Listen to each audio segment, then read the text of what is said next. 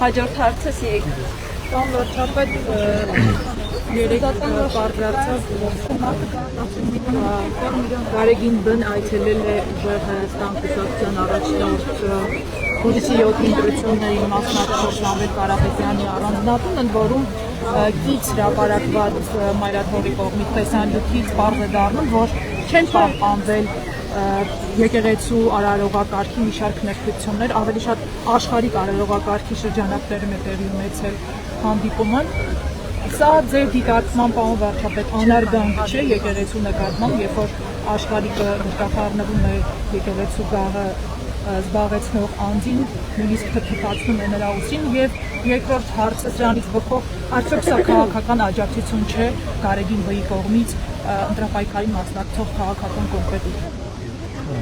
Կտրիչ ներսիսան այդ վեղարի տակ արդեն անարգանք է եկել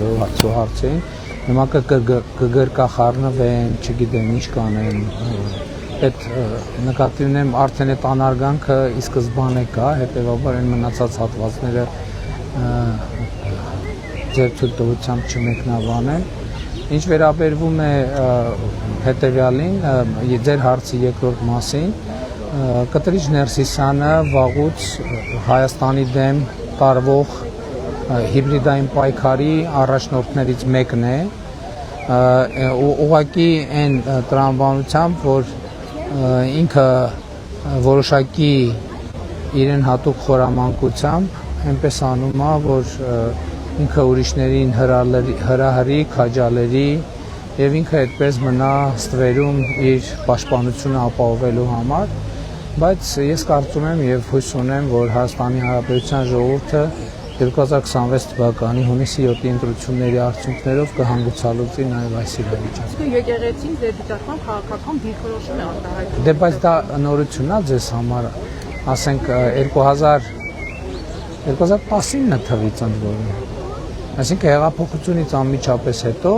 եկեղեցին քաղաքական գործունեությամբ զբաղված եւ դրա դրսեւորումները կան։ Ընդ որում քաղաքական հակապետական գործունեությամբ զբաղված քրեական գործեր կան, ինչքան էլ փորձեն քաղաքականացնել, ի վերջո փաստերը իրենց տեղում են։ Այս էլ հույն դեպքը չի, որ մեկը ասում է ես գիտեք ինչ լսել եմ կամ անցնելիս լսել եմ, բոլոր փաստերը հստակ արձանագրված են